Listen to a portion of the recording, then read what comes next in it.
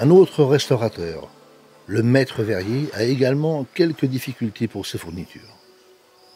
Le plomb entourant les vitraux des églises est changé tous les 100 ans minimum, et les verres trop cassés seront refaits à l'identique.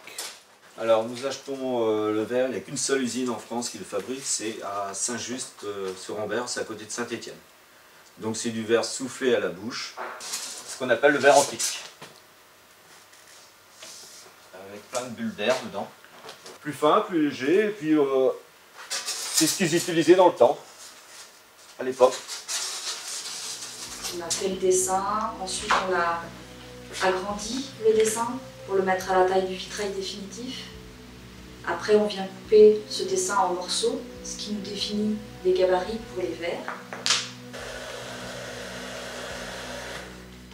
Je viens gratter avec une petite brosse le blanc des yeux, la bouche.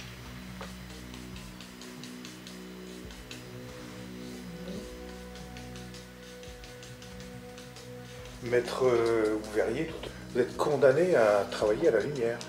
Tout le temps.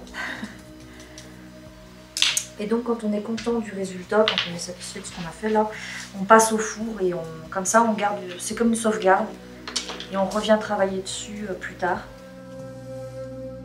Ça c'est une machine assez ancienne qui date fin 19e, début 20e.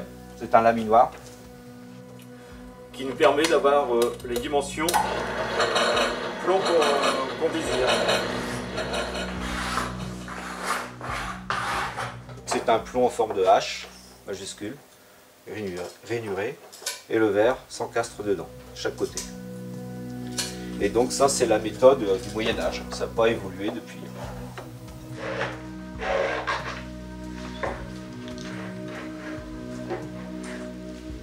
On parle de technique, c'est vraiment des techniques anciennes. Hein.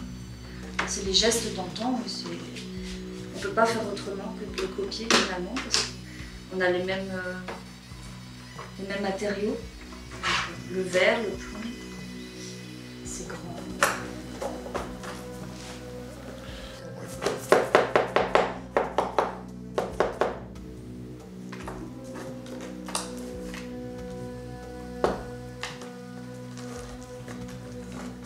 Alors là, Gwendoline est en train de finir de sertir le vitrail, ou la mise en plomb.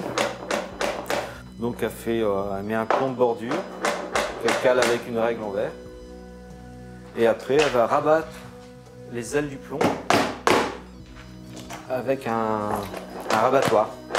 C'est pour la finition. Que le vitrail sera fini, il y aura une soudure à chaque intersection. Ce qui me permettra de sortir le panneau, et le panneau sera il sera rigide, du coup on pourra enlever les pointes.